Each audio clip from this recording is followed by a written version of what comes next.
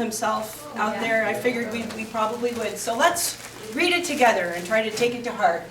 I hope that in this year to come you make mistakes, because if you are making mistakes, then you are making new things, trying new things, learning, living, pushing yourself, changing your world. You're doing things you've never done before, and more importantly, you're doing something. Tony, Andy, strike up. Where is Andy gone? I need you to strike up the music right now, my friend. Man, we failed already. Basically, we failed already. Did you put it away? It's okay then. Don't worry about it. We'll move on. Tony, come on down. Oh, yikes! I'm disconnecting things, breaking things. All right, a little backstory here. Back in December of 2006, I was working in the private sector at a government affairs public relations firm, and I was still living in Bolingbrook, and I had heard that the library was thinking about building a new building and going to referendum. I went to the December board meeting and was horrified to discover that they planned to run a referendum campaign in 4 months. I had run a referendum campaign previously in Elgin.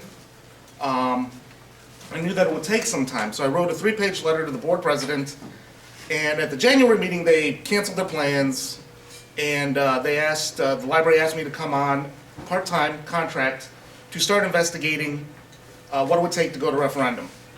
In July they offered me a full-time position, and I got to work on the referendum campaign. February 2008, fail. I had spent over a year of my life working on this, and we lost that night by 35 votes. All right, Gina.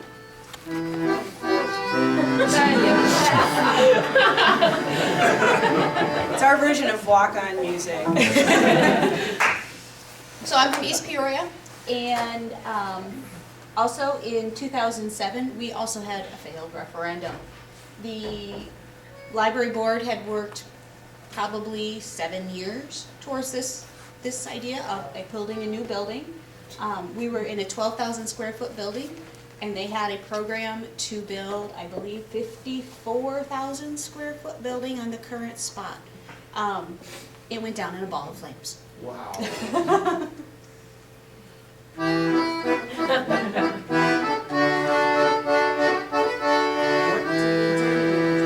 So, a couple of years before I got to the Barrington Area Library, they also went out for a referendum. That library building was built in 1978 and was kind of preserved in amber in 1978, except for some lovely meeting rooms. Not that amber, but the other amber. We had added on some lovely meeting rooms in the 1990s, but otherwise it had this kind of groovy 70s ski lodge feeling with those enormous wooden reference desks and big dark wooden bookshelves, and everything was very crowded and crammed, and there were no outlets anywhere. It really desperately, the community really needed a bigger and better library, but as you can see, in 2008 they went out for a $34.3 million building bond. We got shot down by a much larger majority than Tony's referendum got shot down by. I love that voters turned thumbs down to library referendum, and we were very disappointed, obviously, by that, or they were very disappointed. I wasn't yet there to be disappointed with them. So, why, after your amazing presentations yesterday, and I'm just going to say this, I have many flaws as a human being. One of them is that I can't lie to people and tell them they've done a good job when they haven't done a good job. You guys were great yesterday. I mean, I say that with all sincerity, and I heard it from all the other instructors. We're not just like blowing smoke at you. It was great, great stuff. So now why do we want to stand up here on your last morning here and talk about failure? Well, the backstory to that is that the very first year of I Lead You, the very first session, which was in February, oh, it was bleak, it was dark, we thought we'd put together such an amazing curriculum, right? We brought up these great presentations about great websites and great social media campaigns and videos that we were making and great community initiatives. And what the students came back to us and said was, great, now I feel completely intimidated, really anxious about this, and I feel like you're sort of setting me up to fail. because all you showed us were perfect projects. Nothing ever went wrong. You got the funding you needed. The board supported you. Your library director supported you. Your coworkers supported you. You got all the time you needed to work on it. When you needed a $5,000 camera, they bought it for you. When you needed a huge expensive software package, they bought it for you. That's not going to happen for us. So now we feel destined to fail. Oh, did we screw up? We thought we were giving them our best and our brightest. We never thought in a million years that we were going to make them feel completely overwhelmed.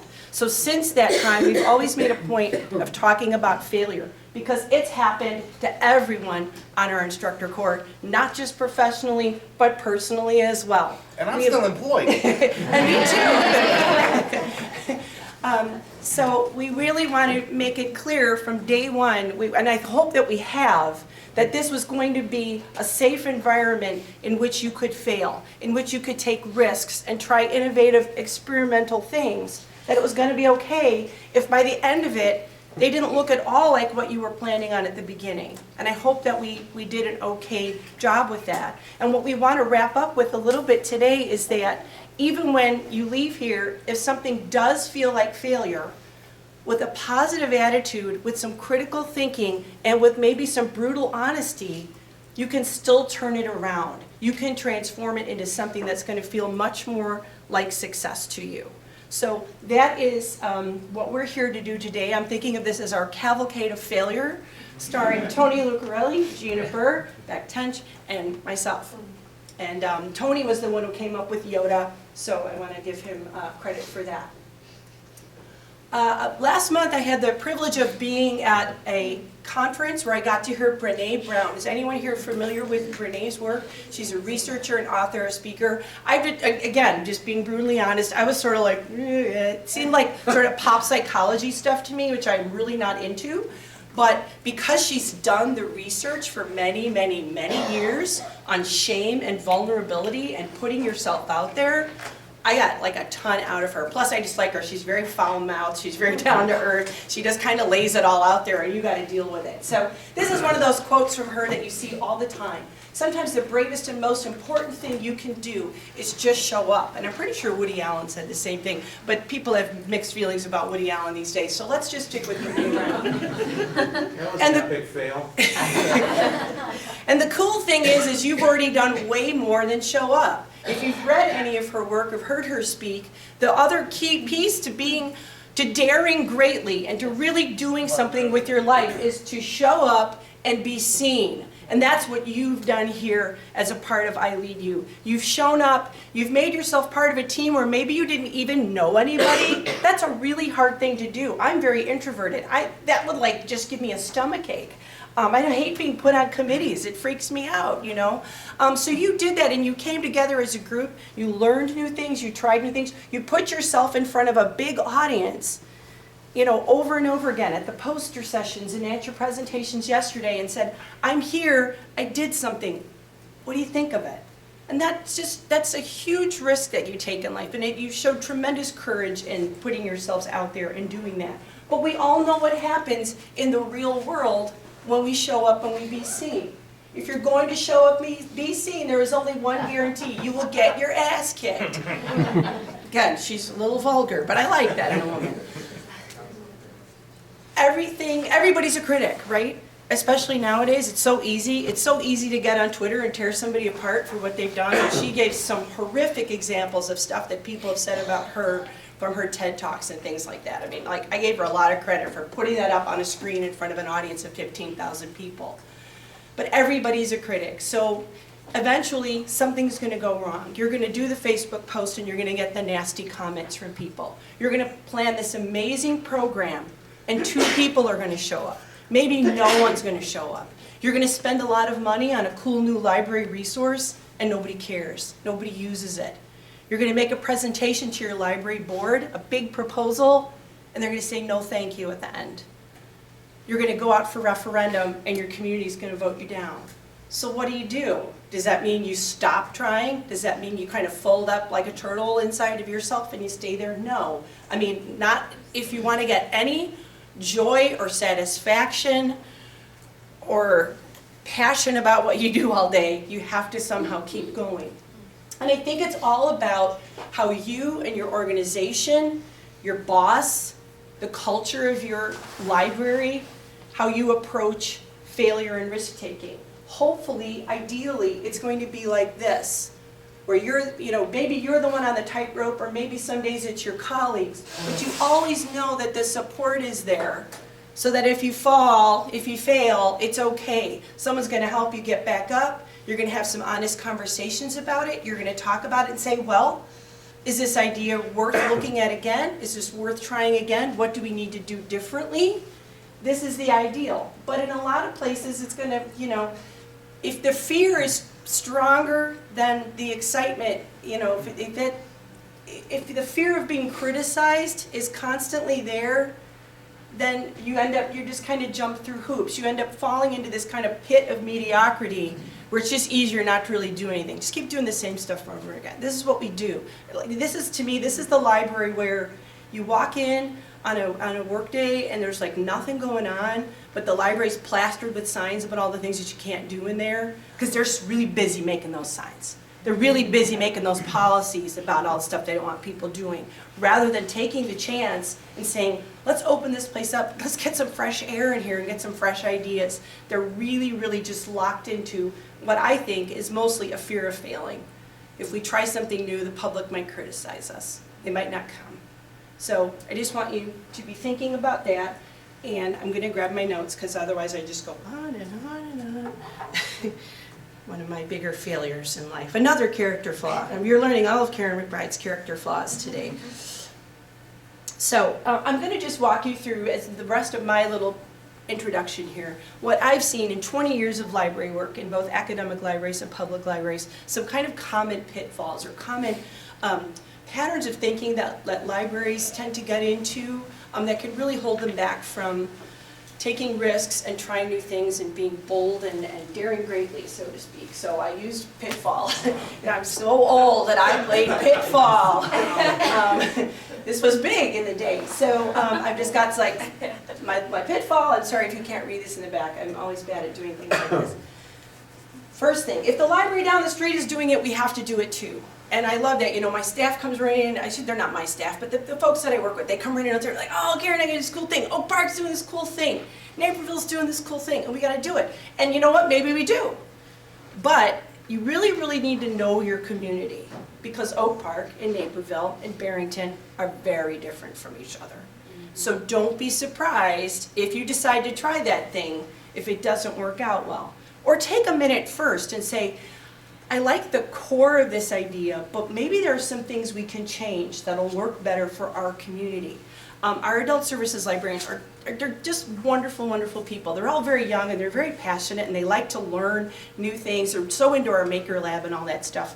But they'll come to me with an idea. Now, my response as a marketing person is to say, who's this for in our community? Who are you trying to bring in? And they'll say, well, like 20, 30-somethings. There are no 20, 30-somethings in Barrington. They don't live there. And I'm not making that up like anecdotally. If you look at the census numbers, they do not live there. That's our smallest population group.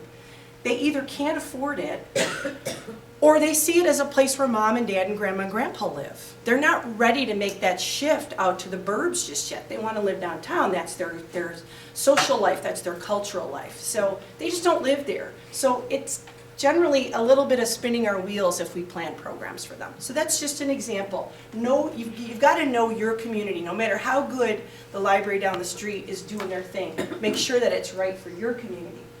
And then there's like the personal interest. I think this sounds totally fun. This is like my pet hobby, my passion, so I want to do a program on it. Or I want to do some other kind of initiative focused on my thing that I love. Well, again, maybe that's great. Maybe you're like the Doctor Who fanatic, and maybe in your community there's a bunch of other people that are going to love that. I'm sorry, all it says is I think this is totally fun, even if there's no need, no want, no demographic for it in my library community. But just, on the other hand, maybe there isn't. I love music. I mean, music is really, it is my passion, it is my thing. And I do try to work music into my work a lot. Whenever I have to name something, it almost always gets a musical name. The remix, the beat, whatever it is. I've done some singing at every library job I've ever had. For whatever reason, they drive me up there to do something. But it can't be all about me. and all about my interests. So you just need to watch out for that and make sure that there's a need. We did a Doctor Who event recently at my library, and it was very successful. We had a couple hundred people on a Sunday afternoon. But the fact of the matter is, I also know that most of those people didn't live in Barrington, and that's also okay. It's okay to open up your library to the larger world. But don't plan all your library programs for the people, you know, for the larger community. It's still the people that pay your taxes that you want to focus on the most, okay? Or tuition. This program or event has long run its course, but it's so-and-so's pet project and we can't hurt her feelings. We've all been there, right? I heard some sighing going on. Do you guys know who Ben Bizzle is? He's kind of a library innovator, writer, thinker. We just brought him to do a Laconia presentation for us, and we really bonded over this idea because he said, and I totally agree with him, that yes, our feelings at work are important, but our stewardship of community resources is more important. And if you're spending a lot of staff time, a lot of budget money, resources, whatever it is, on this thing that probably died a long time ago, but you can't hurt Mary Jo's feelings or whatever, you know, that's kind of a screwed up way of looking at it. Mary Jo can be useful in many, many other ways. So channel her energy into something else if this has truly run its course. Now conversely, don't stop doing a successful thing because it's not cool anymore. I'm just going to speak very personally for a minute here. I just lost my mom, and it's been a very hard week for me. I told myself I wasn't going to do this. My mom is 79 years old, and every other week she would take my disabled adult special needs sister to their public library. Every other week, every other Friday. No one there ever paid any attention to them. We have a bad tendency, we have a bad tendency to complain about the old people in our buildings, in our programs. They need us and they deserve us. I'm so sorry. I thought I would be able to do this without falling apart, but just don't stop doing something because it's for old people. They pay their taxes too, and my experience with them has been that sometimes that event at your library, that thing that you provide for them, is the best part of their week. Sure. One time I held the door for an elderly man at the post office, and he looked at me and he said, "Thank you, that's the nicest thing anyone has done for me in a very long time." You might have that opportunity at your library.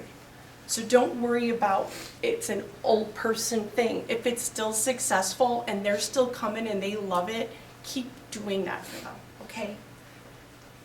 And finally, that guy's suggestion is a good idea, but he was a jerk. So there's no way we're doing that. Your suggestion box, your online form for your suggestion, you know, everybody rolls their eyes. Oh, this guy came in and he was so rude. It's kind of like what I talked to many of you about with social media.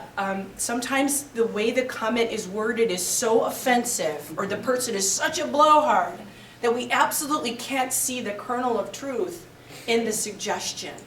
Take a deep breath and step back and say, I hate the way this person's talking to me, or I feel a little hurt by this, but maybe there's a good suggestion here. A lot of the best things I've done on websites and in other forms of channels of library communication came to me from patron suggestions. So don't be too proud to use those, because it really can hold you back from making good changes.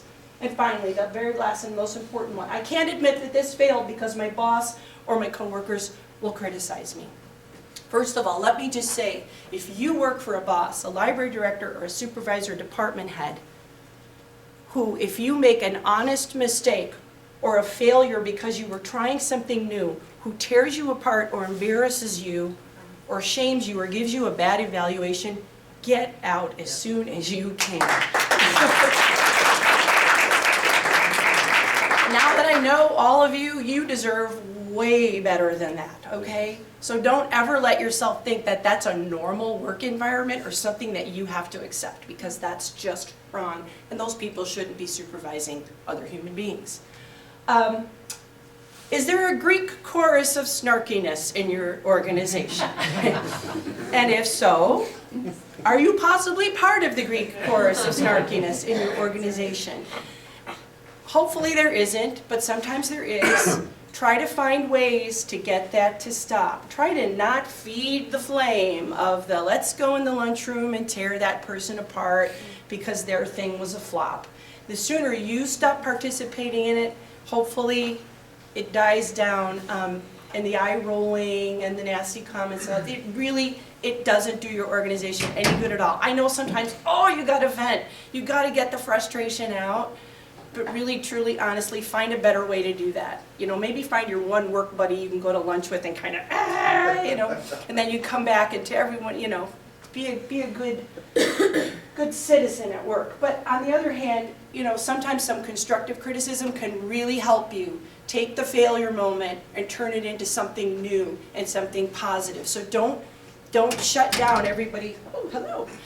Don't shut down everybody else's ideas, because maybe they're really trying to help you get to the next step and turn the failure part of this around. It takes honesty. I have made a point in the last few years, and I'll get to you in 1 second, David, of owning my mistakes. And I think that is so important at work. The other day, in the midst of all this stuff that I'm going through personally, I made a nice graphic for the homepage, and I put the wrong time on the event. And nobody noticed it for like a day and a half, and then somebody emailed me. I immediately wrote to the person whose program that was and said, I'm so sorry, I made a mistake, I'm fixing it right now, and I've checked everywhere else I put it, it was okay. I wanted her to know that I screwed up. I could have made a lot of excuses. I could have used the bad stuff that I'm going through personally and said, why? Why not admit when you screw up? Why is it so hard for us at work? Because the thing is then when you do it, it becomes easier for someone else to do it. You stop beating each other up, and you can actually make some progress in going forward. Whenever one of my coworkers comes to me and says, Karen, I messed something up, I did something I wasn't supposed to do, I always thank them for saying that to me. And they usually look at me like I'm sort of nuts. But I just say, hey, I appreciate your honesty and that you came to me and you told me that and you didn't make an excuse. That's how you move forward. So those are just some things that you can bring to your organization. They're not easy, they're not always comfortable, but I really think that you can make progress as a human being by doing that, not just as an employee, but as a person. When you start to think a little bit more about that, like we're all going to screw up, why do I pretend like I don't? And it'll help everybody in your organization feel better, and you can have really, really good conversations about how to move forward on things. Stuart? I struggle with that, like not owning my mistakes, but telling someone I'm so sorry, and they don't say anything back to you. Oh. They just look at you like. That is hard. Like you're looking for an acknowledgement, like it's okay, please don't do it again, kind of thing, and like nothing. Like how do you get over that? Like. I think in that case, oh my goodness. No, don't do that. It just disconnect, no. Oh, that hurts. Fail, yeah, there we go. Sometimes, look at this.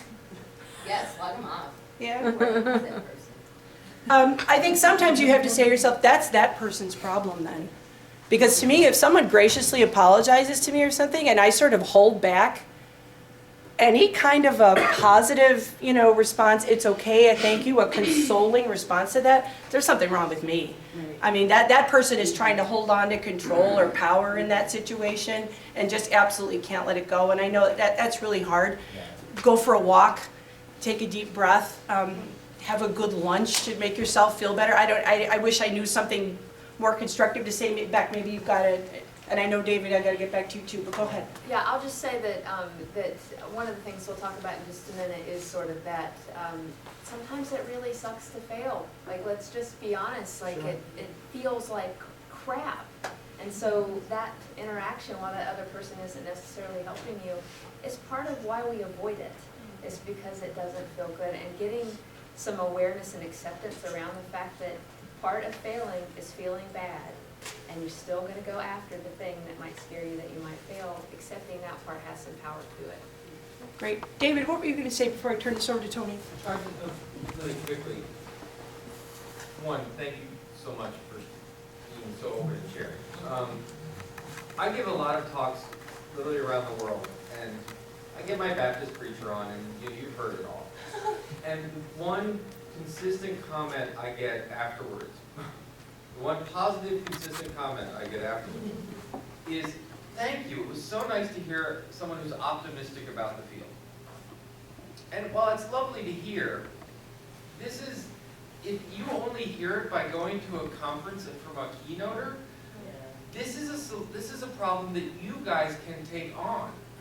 It's a matter of when you are in that Greek course, when you are, and it's really easy, and I'm realizing being here this week that I get to the point where I'm doing it, to snap back and say, wait, I hear that things may not be great, but let's see what we can do about fixing it. And now there's a point where you keep trying and trying and trying, and then you get the hell out when you hit certain situations. But this is something that we can all take, which is, being optimistic about our field shouldn't just happen in Springfield 3 times in 9 months. It should be something that we become ambassadors out there, talking about the future of our field, talking about the power of our field, taking these stories that we now have collected amongst ourselves. So if you say, boy, I went to Springfield, it was great to hear, Beck do great stuff about, we're here and you're Bill Derry, whatever.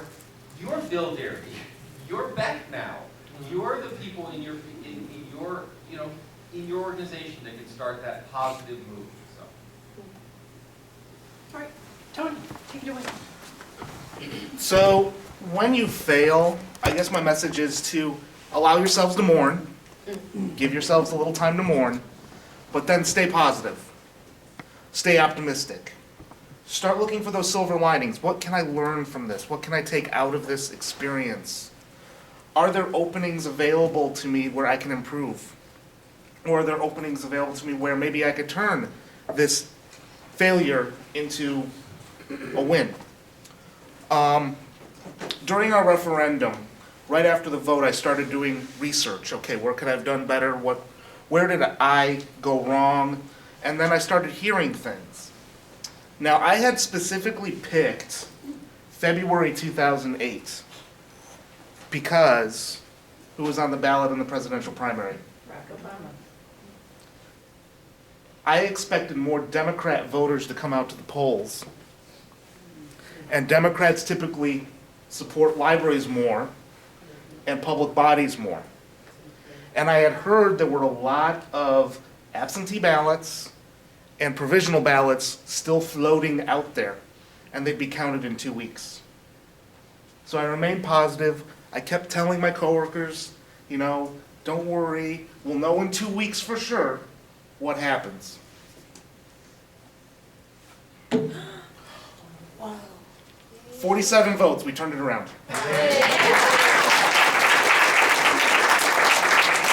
And thank God, because the board president said we weren't going to try to go again. So, so just remain positive, remain optimistic. Look for silver linings. And my silver lining were those outstanding ballots that were still out there. Sure. And the fact that we only lost by 35 on election night. What's next? So, our ball of flames did not come back with provisional votes, but we used it as a learning opportunity. And the general consensus in town, no matter who you talk to, yes, we needed a new library. We had 12,000 feet in an old bank building that you couldn't put another thing on. We couldn't move our shelves because they would go through the floor, so we only had to leave them on the one side of the building that had a vault underneath it. So, but the community was not ready to support the grand vision of 54,000 square feet. So they came back, they kind of regrouped, and I think the city officials were equally disappointed that we weren't getting a new library. They teamed up with us. We are a district library, so we're not a city library. They teamed up with us, and they were also in the process of developing some old brownfields, gold factory land, and decided to team up with the library to put the library on that as a development draw things like that. They kind of scaled back the building. They went back to referendum in 2009. We had not only library supporters and library officials out gathering votes, but the city was on our side this time, and it won. So, we still waited a couple of years because it was a brownfield, there was no infrastructure, but we are built, we've been in since 2013, we broke ground in 2014, we made the cover of the ILA Reporter.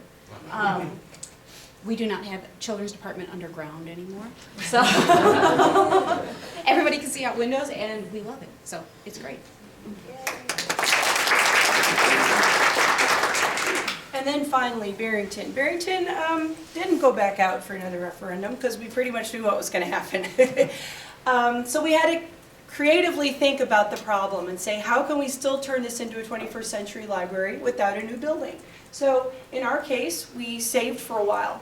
We managed to save up $6.5 million in reserves, and we borrowed another $2 million on a short-term loan. We gutted that building from 1978, and we started from scratch. And we opened up our brand new, beautiful building.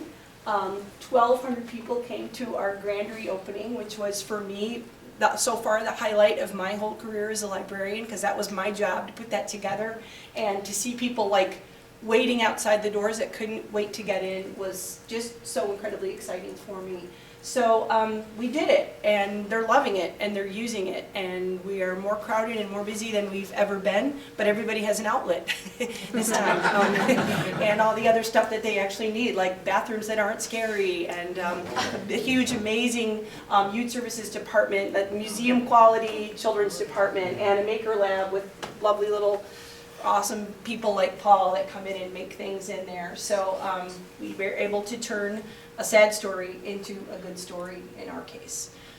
Now, the fan favorite, Beck Tench, is going to come up and walk you through what she calls a failure inventory? Failure portfolio. I'm sorry, failure portfolio. So welcome, Beck Tench.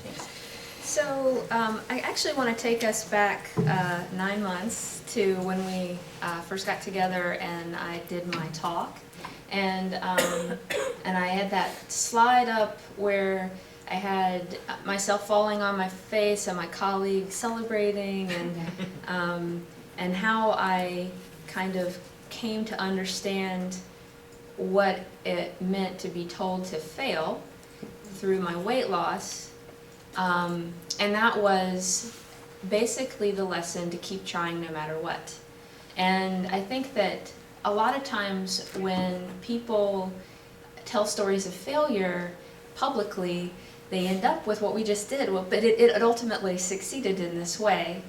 And that is a story of continuing to try no matter what. So I think that it's possible for us, and it would maybe even be healthy to just sort of put something out there that just sort of sucks and just sit with it just to see what that would feel like. And at the same time, to realize that that moment's temporary, and that as long as you don't let it devastate you, it will change like everything does, including the successes that we have will change too. There's a book that in the Difficult Colleagues conversation that we had on Tuesday that I mentioned, but I wanted to mention it to everyone since not all of you were there. It's a book that's recently come out just in September called Fail, Fail Again, Fail Better. And it's by a woman, Pema Chodron. It's very short, quick read. It's a commencement speech and then an interview. But one of the things, and it just sort of speaks to this idea that I think when we talk about failing smarter, failing forward, failing better, we think, I've got to be wise and efficient and ultimately successful in my failure. That I can't just sort of that I've got to use this for good in some way. And Pema says, failing better isn't about improving the thing that you failed at, but rather opening to the emotions of failure more and more. So whenever you fail and it sucks, being at a place where you can just feel that and then move on. So I wanted to recommend that book. Now, I'll talk about failure portfolios because I think that I'm going to use Windows. I don't know how this is going to go. Let's see.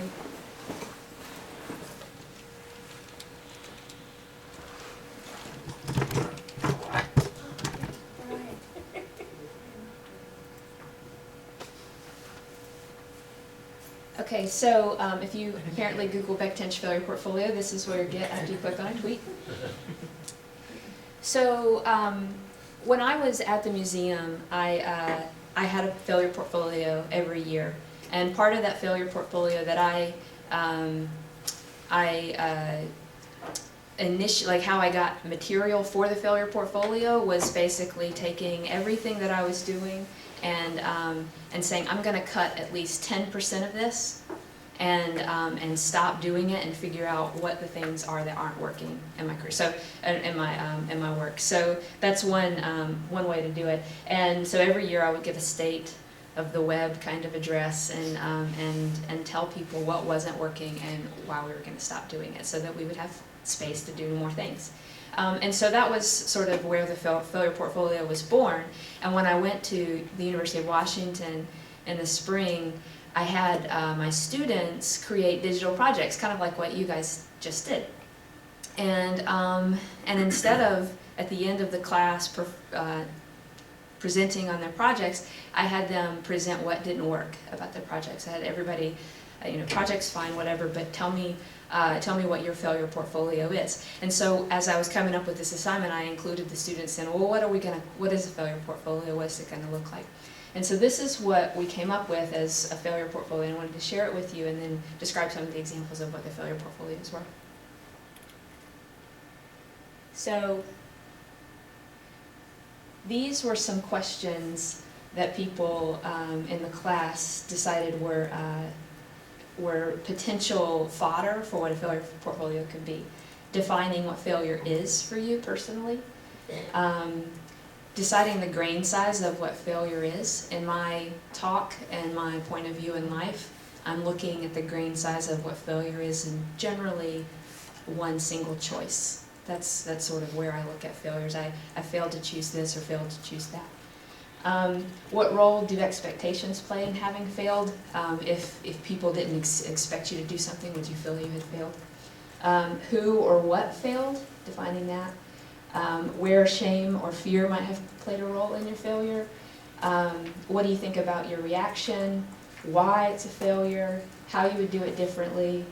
Would you do it again even if it failed? And I think Brene actually has a quote that says, so many people say, what would you do if you could not fail? And Brene says, what would you do even if you failed? Or even if you knew it would fail. What did you think would happen, and how have your thoughts about failure changed?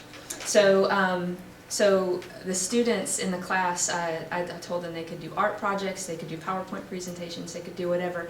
And some of my favorite examples of what failure portfolios look like, one student, and I don't know, I bet David would know the answer to this, there's a series of things that library students have to, it's like what information is. And it's like information is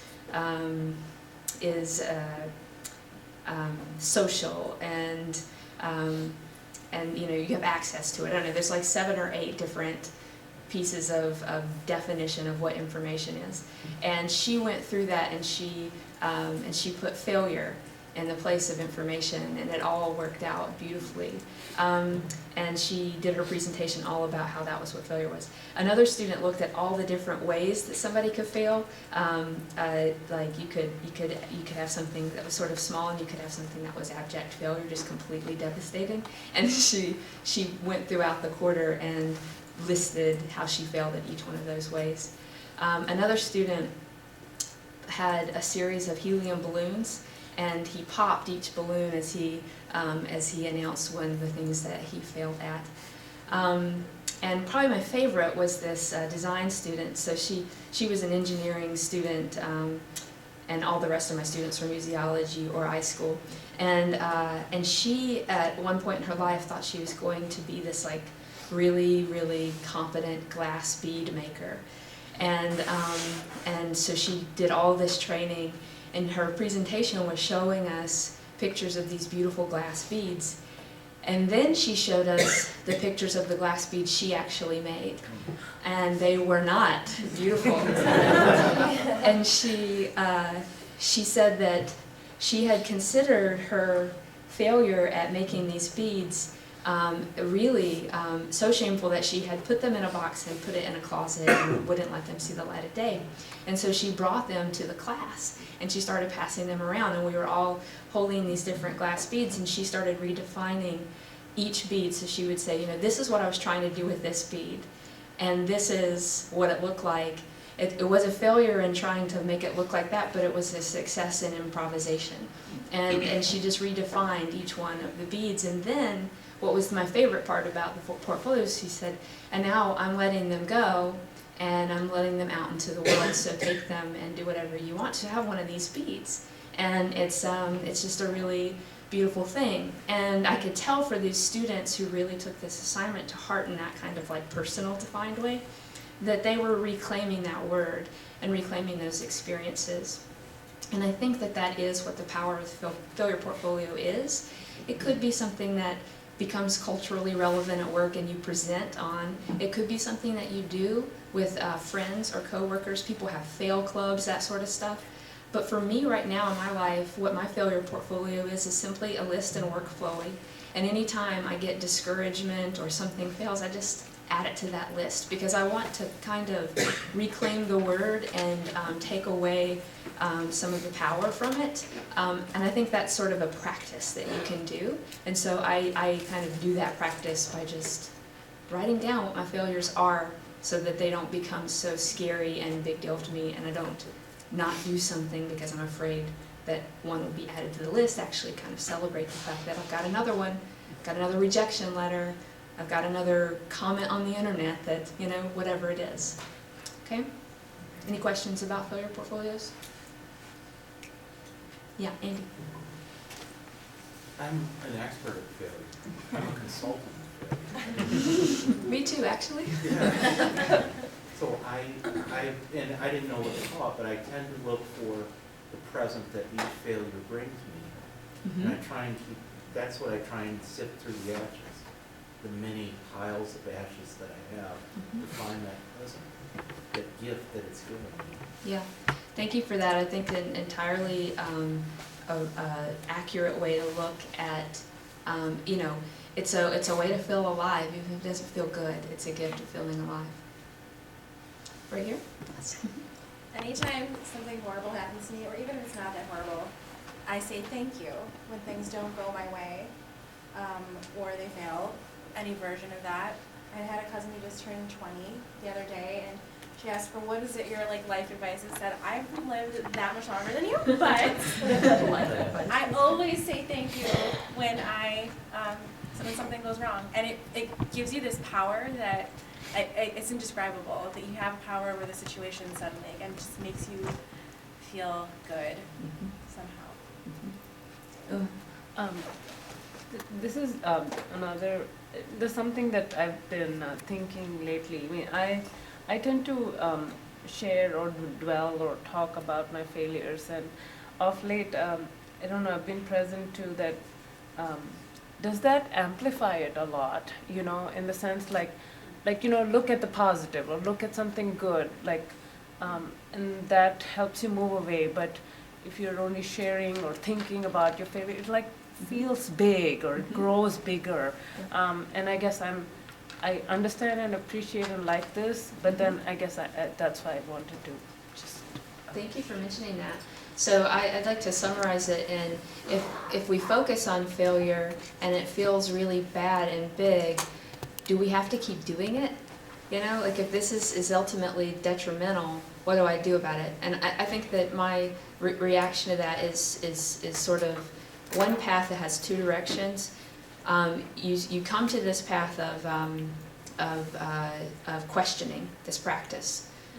What do you do? One direction is that you just say, all right, I'm going to continue down this path for another blank set of time. And if then it isn't right, because sometimes that big, you know, I don't know when that overwhelming thing happens to you. It could be really soon, and you just need to stick with it, and you're going to get past that. Because those big scary things are often big and scary, and then they dissipate. And then sometimes the practice is truly detrimental, and you need to say, you know what, this isn't working for me. I'm not going to do it. And I can't tell you I think it's a beautiful thing to adopt eagerly and to abandon without guilt any practice that does not feed you. So that's what I would say. Yeah. Okay, I think now we are. Yep. Yeah, so now Gina has a group exercise activity. I'm gonna let you explain it. I'm just gonna bring up your slides.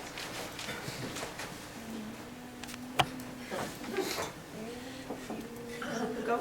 All right. You good? So failure's not new, obviously. Wow.